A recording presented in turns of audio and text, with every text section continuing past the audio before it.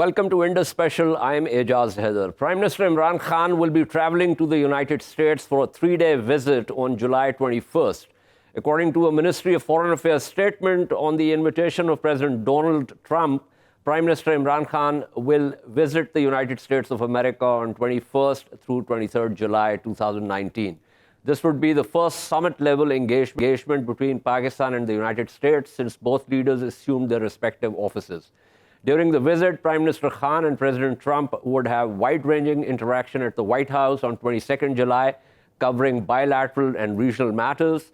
The Prime Minister will also be meeting prominent members of the U.S. Congress, corporate leaders and opinion makers, as well as members of the Pakistani diaspora. The interesting thing about the invitation was that until July 10th, the U.S. State Department spokesperson, when asked about Mr. Khan's visit, had said that the State Department could not confirm it because they hadn't heard about it officially from the White House. Later the same day, however, the White House confirmed the visit. The incident is evidence of the White House taking a decision without involving the State Department Sherpas, which is in keeping with the personalized style of diplomacy conducted by President Trump since he took office. There's much speculation about how the visit will pan out and how, if at all, the two leaders, both at the helm for the first time, will connect. Both are looked at as mavericks. While Trump has been talking about making America great again, Khan's refrain has been Naya, as in New Pakistan. Neither really believes in following the script prepared by the Sherpas.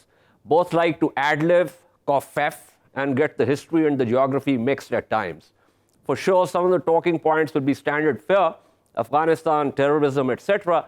There's much other space that can be covered given the two leaders' unconventional style of operating.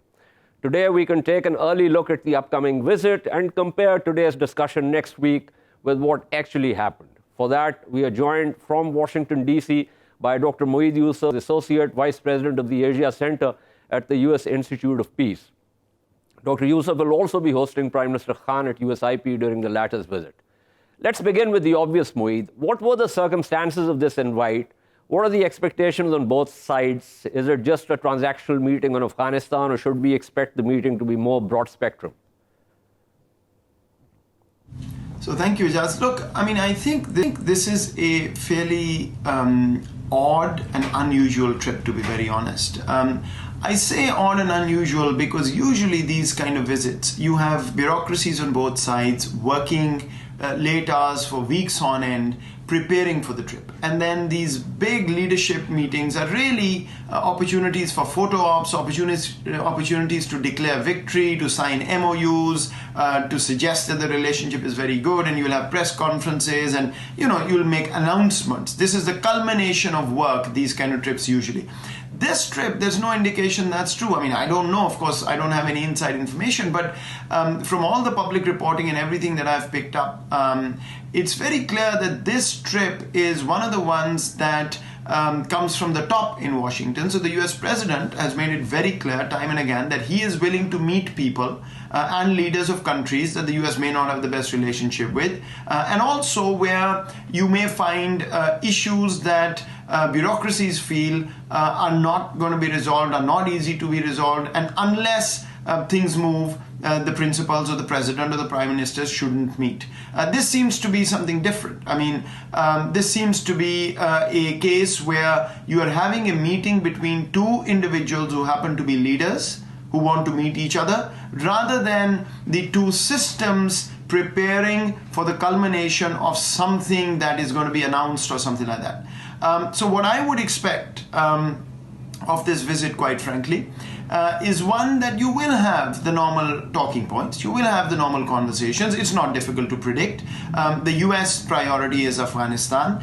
The US priority in the region is terrorism and all of that in terms of the conversation with Pakistan. Pakistan, of course, it's going to be FATF. It's going to be making sure that the US continues to support the IMF package. I imagine it's going to be the economy and trade and all of that. So, that's pretty set piece. We know that.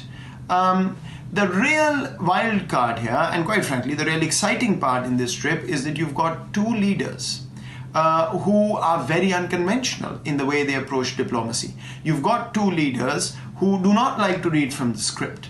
And of course, in Imran Khan, you've got a prime minister who actually talks about being fearless and changing things and thinking out of the box, and President Trump is pretty much the same way.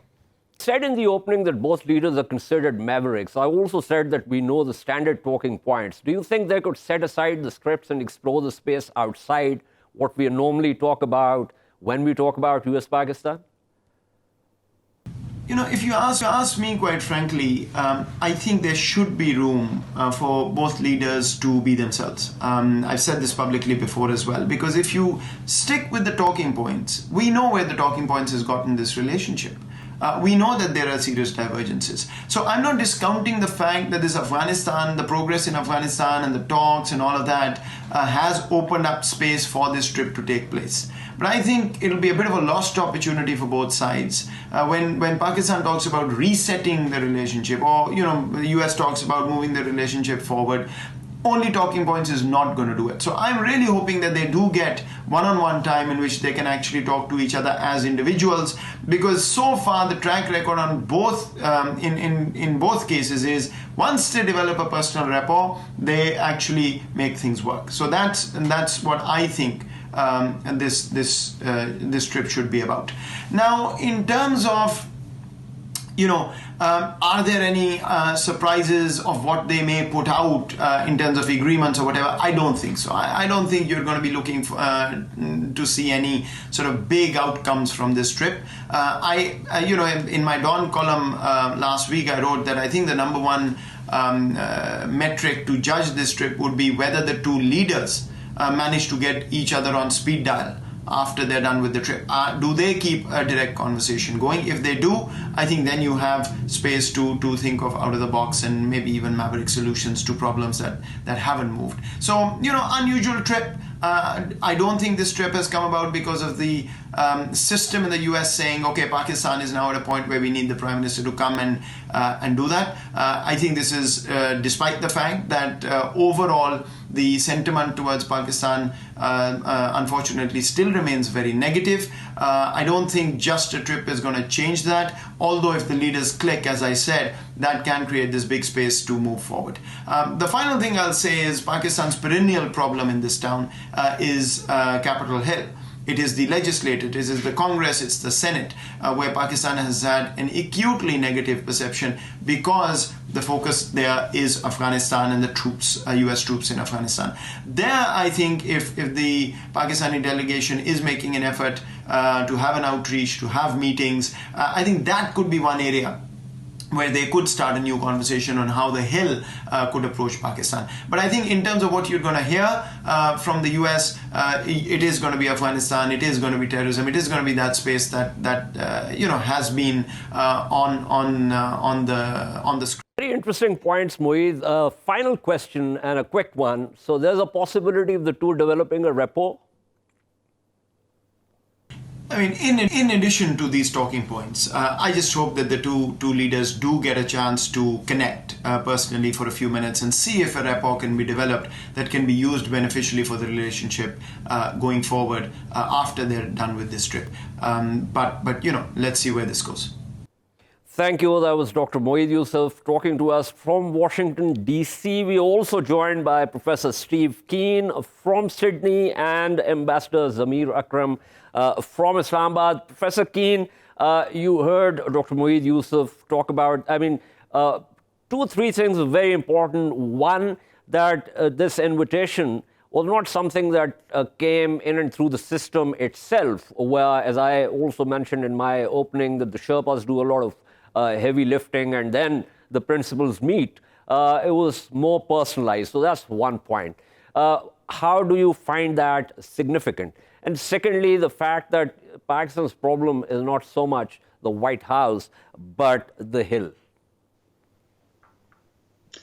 Yeah, I didn't know that it was a personal invitation from Trump, but it doesn't surprise me in the least, because Trump, being the egotist that he is impressed by celebrities, and you have a celebrity prime minister. And I think it's certainly something about the personal attraction of one egotist for another.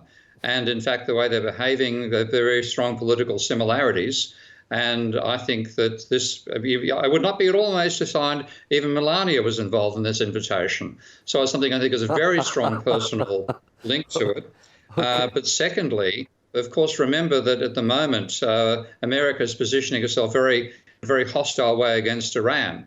Now, with Pakistan bordering Iran, and with the pressure that the American military is putting on Iran over the Straits of Hormuz, I think is also a factor there. And at the same time, India has recently been castigated for its big trade surplus with America. Of course, it's a trivial amount of money. You're running a very tiny trade position overall with America, a small surplus, nothing like what India does. And I have a feeling that Trump intends playing you off against India and playing you for Iran. And I think the personalities of the two men are very well aligned, and they will have that personal rapport. And I think Imran Khan will use it very powerfully back at home as well. Okay, Professor Keen, with me, I want to take these points to Ambassador Akram. Ambassador Akram, you heard Moeed Yusuf also, and now Professor Keen has come up with this US-Iran thing and also the US-India thing. How significant do you think that is? Well, thank you, Ejaz. Personally, I don't think the Iran and particularly the Indian angle is pretty significant here. I think the real issue for Trump is Afghanistan and to getting a face-saving arrangement with Pakistan's help to get out of Afghanistan. So for me, the real focus is going to be on the Afghan issue. Second will be, of course, at least from our side, the focus will be on trying to strengthen the bilateral relationship with the U.S. and looking for ways to build on some of the areas that already exist and looking for new ways to promote relations, especially through enhancing trade, etc. But I don't really see any big agreements emerging on the bilateral level at this point.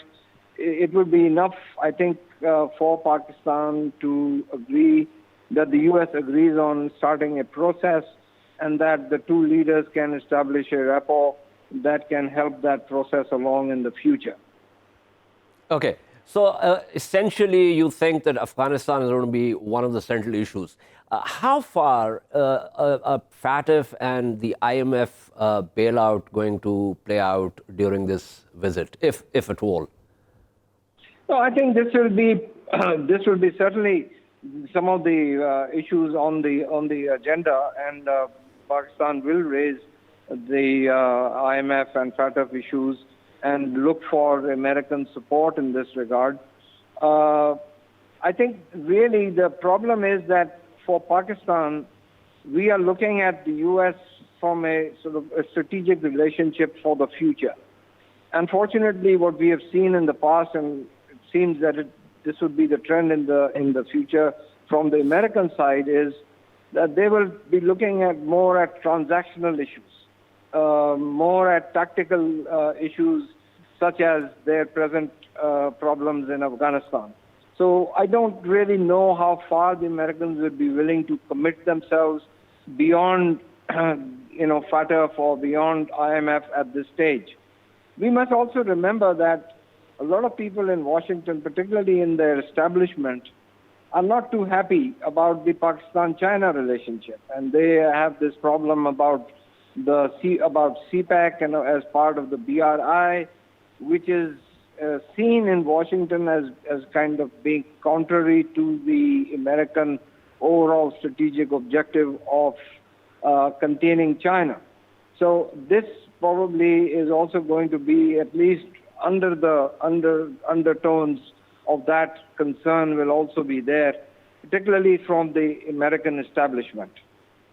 Okay, stay with me, Ambassador. Professor Keen, transactional, as Ambassador Akram was saying, that is not really going to be, although Pakistan would look at it more in strategic terms, but from the US side, it's going to be transactional. But when I look at the way President Trump goes about, in his diplomacy, I find that there's so much of, contradictions.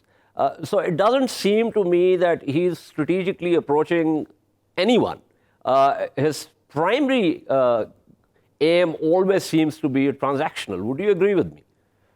Yeah, and then in that case, of course, Imran Khan is somebody he wants to transact with. He used to surround himself with celebrities in New York when he was a real estate magnate, the casino world as well. This is, I think, a perfect opportunity. In that sense, I don't think there's anybody else as a global leader who is as much a celebrity as Imran Khan is before he became a politician. And that gives him a very strong similarity to Trump. And I think in that sense, there'll be immediate bonding, whether Imran Khan wants it or not, to strengthen both of them, because they both are outsiders who are now leaders of their countries. And this will also, I think, partially, Trump will use this to counter the quite valid charges of racism that he has against him. He's never racist towards a celebrity, unless the celebrity is opposed to Trump. So if Imran Khan plays Trump as well as he plays cricket, I think he'll come out with a very strong personal relationship, and he will get Donald Trump on his speed dial. Yeah, well, he used to bowl his best end dipper there. But tell me, again, going back to the strategy thing, there was a lot of talk in Pakistan, and this has been going on over the last at least, well, actually more than a year, but more so in the last year, about the India-US relations becoming very strategic. And there's also been a certain degree of determinism in the analysis where Pakistani analysts generally thought that we really cannot improve relations with the United States because the US is now so close to India because it wants to counter China that there's not much that Pakistan can do about that. However, as you also mentioned in your first intervention, last week we also did this program on President Trump slapping tariffs on Indian goods. It doesn't seem to me like there's that kind of depth in the strategic partnership that worries the Pakistani analysts so much. No, not with Pakistan, but I think imagining how Trump works and how the art of the deal type behaviour he has. Of course, he didn't write the book, but it's his perspective. It's about intimidating the opponent you want to bring down. And because his attempt to intimidate India was not successful, I think this is thinking, well, I'm going to go to India's major enemy now and become friends with them and put pressure on India from that direction. So, of course, Pakistan is really, compared to India, irrelevant to American trade. So there's no problem with him, say, talking about preferential trade deals with Pakistan, in contrast to penalty tariffs on India. So I think there is a certain amount of strategy to Trump, and it is this strong arm behaviour and over things like the tariffs with India. Ridiculous, of course, because India runs a trade deficit overall. And it's not like a Japan or a Korea or a China. But Trump's behaviour is one-on-one. And in this particular instance, having had a relatively bad experience with India, this is a time for India to get a good experience and bring along somebody Melania is likely to have dinner with. Okay, stay with me, Professor Keen. Akram, again, the determinism that, well, we can't really have much to do with the US because the US wants to counter China. That's part of structural realism, so to speak, and therefore it needs India. But we've seen that President Trump hasn't really been very kind to the Indians recently. Now, I agree that there have been some hiccups in the U.S.-Indian relationship of late. Another issue that has cropped up is the Indian purchase of the S-400 ballistic missile defense system from the Russians. Yeah. But even so, my own view is that these are issues that are there, but the overall, in the larger American interest, India still remains a key partner against China. So I think at the end of the day, both sides will try and find a way to resolve their differences over these issues, because they both need each other in terms of their strategic interests vis-a-vis China. So I don't really think that this is going to be a major factor in determining the American attitude towards Pakistan. Okay. Thank you so much, Ambassador Zamir. Akram speaking with us. We're also joined by Dr. Rifaat Hussain, Dr. Hussain, thank you for being on the program. Before you joined us, we were talking about the fact that this is, again, it seems like the personalized style of diplomacy that has become a sort of, hallmark of President Trump's approach to various leaders. So it seems that, there's space for the two leaders to try and develop some kind of rapport. Would you agree with that sense? Well, I think for that there has to be a reversal in American attitude and American policies toward Pakistan, which over the past 2 years have been very, very hostile and very, very negative. Unless that shift takes place in American attitude, so there is very little that Pakistan can do except to offer its cooperation in terms of U.S. plans to withdraw its forces from Afghanistan. But if there has to be an overall reset of the relationship, then the American attitude, American policies, which are predominantly pro-India, have to undergo a shift. Unless that shift happens, I don't see any real possibilities of any meaningful change from the situation that exists now between the two countries. So we had been trying for a very long time to get the U.S. to actually declare the Baloch terrorist organizations as foreign terrorist organizations, and that was not happening. But that has happened now in relation to the Balochistan Liberation Army. Does that sort of indicate some kind of, opening up of space for better relationships?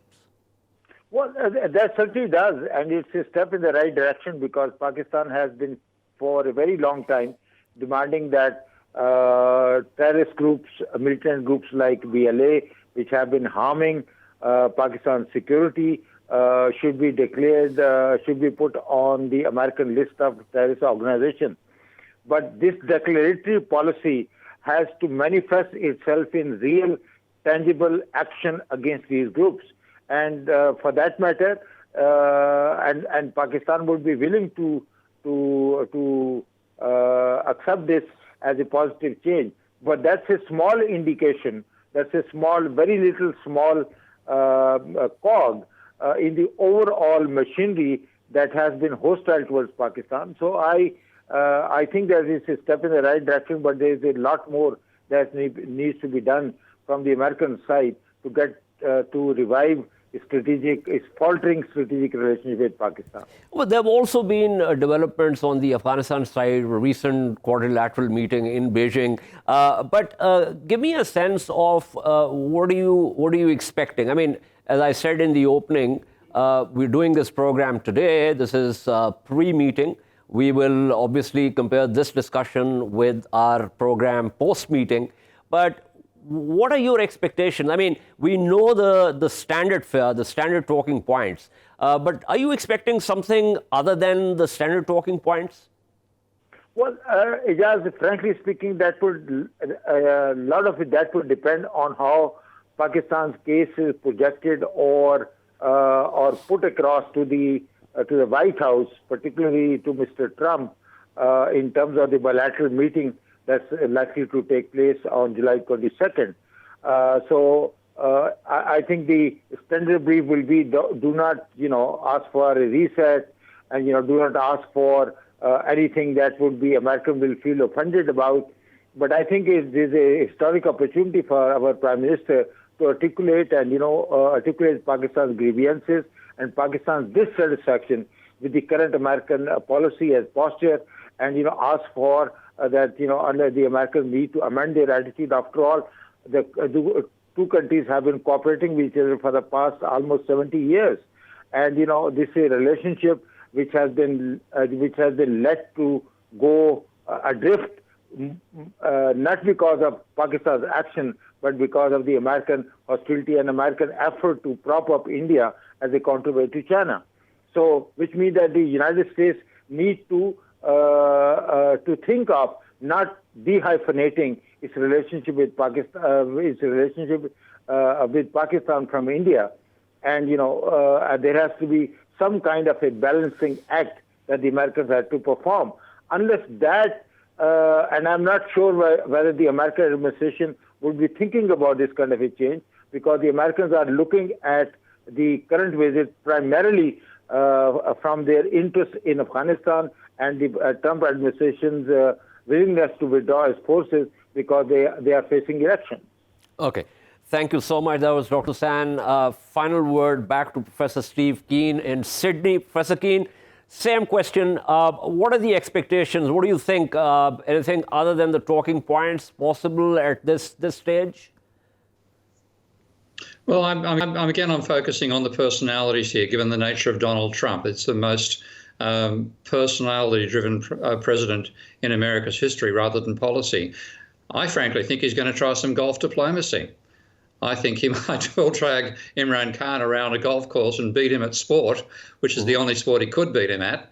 And there'll be a strong personal link between the two. And Trump will use this as part of his friend in the Indian subcontinent. Absolutely. So you think that there's going to be less substance and more sort of photo ops and sort of sense of personal bonhomie? More style is one we could call it that, and Trump again positioning himself using Pakistan as a bit of a ploy against India over the trade deals. And of course, the Afghanistan point's very important as well. He does want to pull himself out of Afghanistan. That's probably about the only policy he's got that I agree with. And there may be some talk about strengthening a Pakistani military to enable it to do something of a peacekeeping role in the country, which of course America has never understood. So that's a very interesting point. I was going to wrap up, but quickly tell me, because you also worked quite a lot on CSF and all that. So when you talk about the Pakistani military, so we're talking about Afghanistan, and then there have been withheld funds from the Coalition Support Fund. Do you think this could also lead to the release of those funds for the Pakistani military? I think that there's a way in which Trump can solve one of your problems with that issue, yes. So I think that is a possibility. And of course, that'd be a great triumph for Imran Khan if he could pull that off. Okay. Thank you so much. That was Professor Keen talking to us from Sydney. We're going to take a short break. At the other end of the break, we will continue with our discussion of what are the possibilities in the upcoming visit. Stay with us.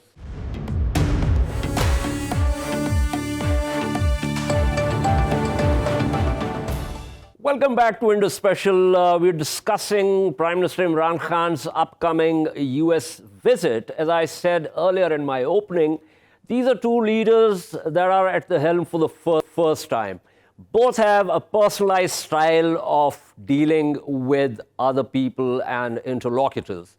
I also mentioned that both have a tendency of mixing their history and geography and coffeffing. Coffeffing, by the way, is not a nonce word, just to recap and recall your memory. It's actually a nonsense word that President Trump once used in a tweet. So both have certain common traits, but there are also obviously differences. There are going to be talking points, the standard talking points, the standard fare, which is Afghanistan, terrorism, on our side, the FATF issue, the politics behind the FATF issue, and also the coalition support funds for the Pakistani military and the rest of it, but whether these two can also develop a personal rapport, and if they can, what exactly could come out of that. So that was what we were discussing. We are now joined by Mr. Nasim Beg, who's a director of Arif Habib Group. That makes him a finance person, someone who deals with the real economy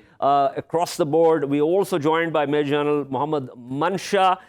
Thank you to both the gentlemen. Mr. Beg, so how do you, if I were to specifically ask you with reference to FATF and the politics behind that, do you think this is one of the areas where Pakistan could, or in this case, not Pakistan, but Prime Minister Imran Khan could talk to President Trump? There are two sides to it. One, that definitely in an economy like Pakistan, where we have a very large segment which remains undocumented, so that certainly has the risk of the wrong people being able to benefit from that environment. More particularly if you look at our real estate sector, which the government is now trying to address, it allows people to hide illegal money, and it could certainly be terrorist money as well. On the other hand, if we look at ground realities, we've done a lot and we are doing a lot. And if you really look at where does terrorist activity take place, other than, say, where there are freedom struggles or troubled areas of war or near war situations, it's the West. It's the US which has a big one. Mr. Beg, those are areas where we have been legislating, obviously. There are a number of boxes that we have ticked. But there's also the politics of FATF. I mean, we've seen that play out. And I think that is something that perhaps Pakistan needs to address when the Prime Minister meets with President Trump. And secondly, when you talk about the undocumented part of it, this government has been trying to do that. As a matter of fact, the speed with which they want to go about it is something that actually runs contrary to the theory of change management, because they're not really preparing the ground for it. So I think the things that are happening, but there's also the politics, or I would say the geopolitics of it, which needs to be addressed. Would you agree with that? Yes, I would. And that is what I was alluding to, that if you look at the West, where terrorism takes place, where they are the most compliant countries, and they have a bigger problem of real terrorism. So it's more to it. It's politically we are made the whipping horse, but actually it's the entire West that has a problem in managing their own countries, their own economies, movement of people, as well as funds somehow that get to the terrorists within those economies. We don't send that money. It's within their own economies. So really it is, to my mind, more political than the real issue. So we've been an undocumented economy for our entire existence. It has not been generating funds for terrorists. If at all, it's the drug money, etc., worldwide. And it's not Pakistan that grows drugs. It's areas that are more in Afghanistan. Who's controlling Afghanistan? Not Pakistan. It's the US. Absolutely. It's all political. Absolutely. I'll come back to you with a question on trade, but let me go to General Mansha. General Mansha, coalition support funds, money that we have already spent, and that money has not been released. Do you think this is going to be an opportunity for the Prime Minister to actually tell President Trump that this is not American support for Pakistan, as in like this is not an aid or something, it's something that we've already spent, and we're only asking as per the deal that Pakistan should get that money back? Absolutely. I think this is a great opportunity to do that. And as the honorable guest was saying, that more into it's the central point is the geopolitics. It's not the real issues. It's once the America is dealing with the third world countries, and in particular in our region, it is the geopolitics which takes the center stage. And if we see it now, Pakistan, through its forthright and honest brokering the peace in Afghanistan, has made some space. And while there has been some uncomfortable relations between the two ever since the Indians moved into the American camp, there have been some kind of pressures, direct and indirect. And this is FATF is one of those. And that is suspension of the coalition fund support fund is also one of those tools. And now, as Pakistan has established that Pakistan is absolutely honest and sincere to establish peace in Afghanistan, and this goes in line with the American demands and their interest. And I'm sure this has been quite well accepted by the American establishment. And more than that, the personality of the Prime Minister, that is our Prime Minister, that is very well received in the West.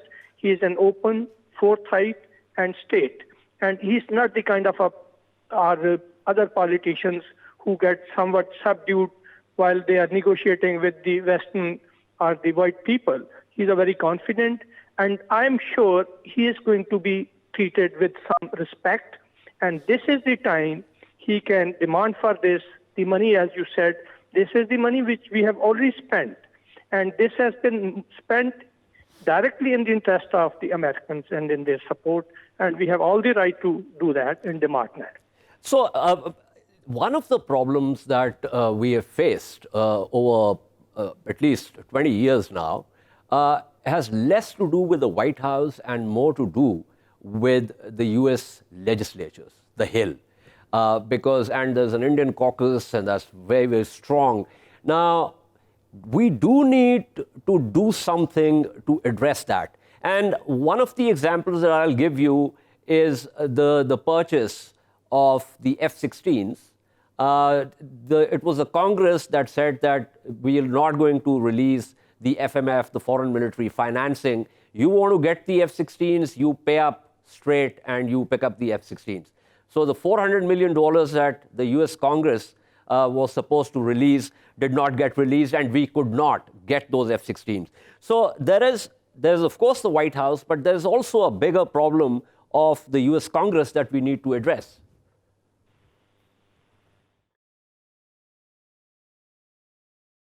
That's absolutely the valid observation, because there are three different that is the power pillars in the United States. It's not the White House alone. It is the Senate. It is the Pentagon. And in the Congress, the Indians lobby has a great say, and that is to be reckoned with. And they have been always lobbying against Pakistan, and they have always worked against the interest of Pakistan. And unfortunately, we have to accept that we have not been able to counter it to that thing very so effectively. we need to counter it. Thank you so much. The time is also almost up. That was Major General Mohammed Mansha speaking with us. Mr. Beg, sir, quickly on trade. We already trade with the US. In fact, US is our biggest trading partner. But are there any other sort of spaces or opportunities where it could be enhanced, and whether this would be an opportunity for Prime Minister Imran Khan to make that case? I think the Prime Minister can initiate discussion on giving us better access. Clearly, Bangladesh benefited from it, but then obviously Bangladesh then went and created the infrastructure to be able to export goods to the world, including the United States. Over the years, we have ignored or let our sort of industry go down, and therefore we would need, I would think, at least a couple of years to prepare ourselves with capacities to export. So it will not see overnight results, but if we can initiate talks that will give us better access, we should start seeing the benefits a couple of years down the road. Thank you so much. That was Mr. Nasim Beg talking to us. This is all for this week from Indus Special. As I said, this is a pre-Khan-Trump meeting. We will, of course, compare this discussion after the meeting has happened and see how much did we get right, whether something really significant came out of this visit. But that would, of course, be next week. Until then, it's goodbye.